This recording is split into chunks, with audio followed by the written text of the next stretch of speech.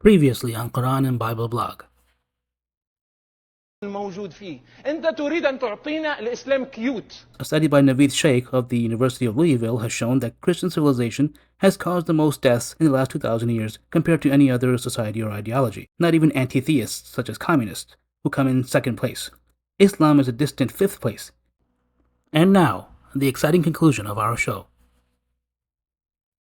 So, who is the one presenting a cute version of their religion? And whose religion has historically been one of violence? I previously commented on how Christian societies contributed to more deaths in the last 2,000 years than any other society or ideology. But let us go back deeper into the darkness and expose the dark side of earlier Christian history. Everyone knows about Christian crimes against humanity in places like South America, Africa, and Asia during the so-called Age of Exploration. Men like Christopher Columbus and Vasco da Gama contributed to mass genocides and enslavement of indigenous people all over the world. In one particularly gruesome incident, Vasco da Gama, the Portuguese explorer, ordered the sinking of a ship filled with Muslims returning from the Hajj.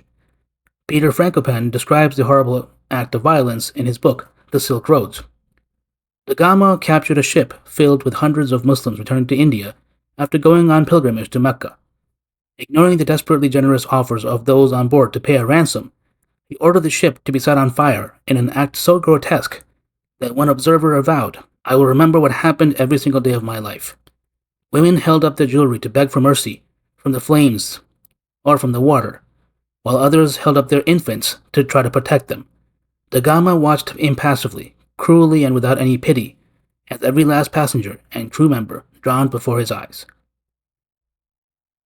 And everyone knows about the Crusades and the Spanish Inquisition. But what if we go back further into Christian history? What will we find? The answer is a history that is every bit as ugly and dark. Christian apologists often speak admirably of how peaceful the early Christian church was, shunning violence while enduring horrible periods of persecution by the Roman pagans. But Christian author Philip Jenkins notes in his book, Laying Down the Sword, that the early church only shunned violence when Christians were the minority in the Roman Empire. Once the empire became Christian, things rapidly changed. Jenkins writes, at least until the 4th century, Christians had strong doubts of the legitimacy of serving in the armed forces.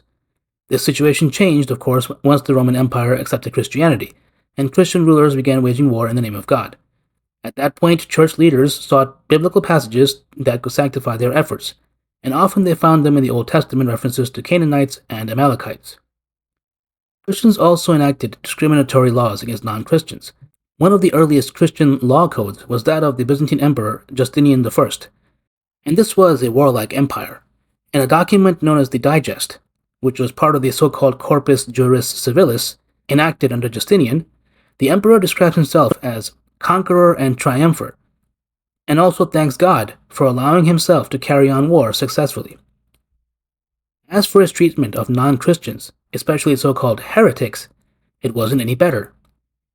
In the Novelli, the Byzantine Empire enacted laws that banned so-called heretics like Arians from holding public office or assemblies, or even having a house of worship.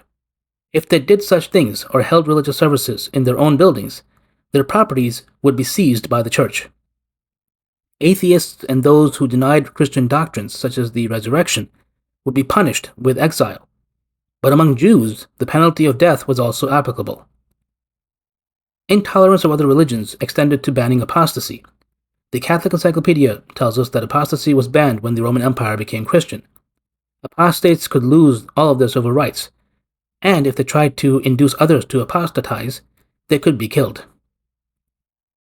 The acceptability of violence to maintain the supremacy of Christianity was extolled even by the so-called Church Fathers.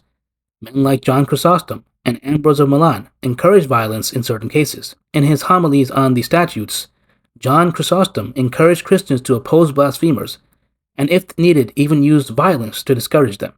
Should you hear anyone in the public thoroughfare or in the midst of the forum blaspheming God, go up to him and rebuke him, and should it be necessary to inflict blows, spare not to do so. Smite him on the face, strike his mouth, sanctify your hand with the blow. Unsurprisingly, John wanted this to be a warning to Jews and Greek pagans that Christians would not tolerate their blasphemy.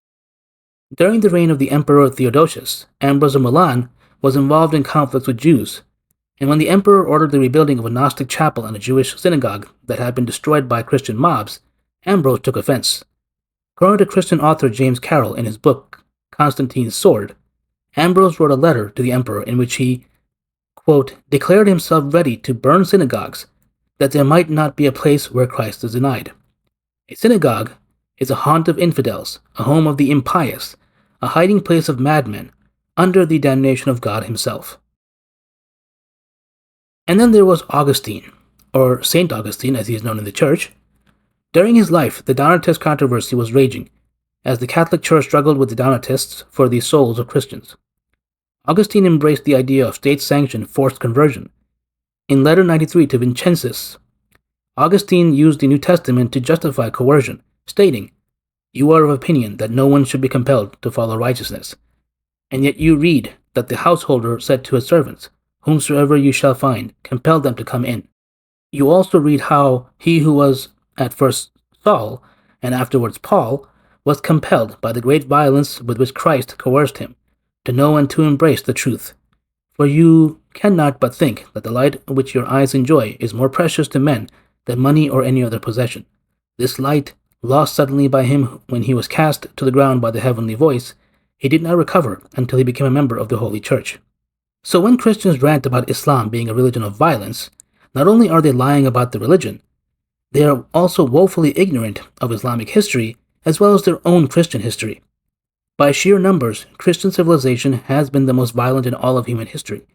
No other civilization, ideology, or religion comes close. أنت تريد أن تعطينا Nasraniya. كيوت. وقل جاء الحق وزهق الباطل إن الباطل كان زهوقا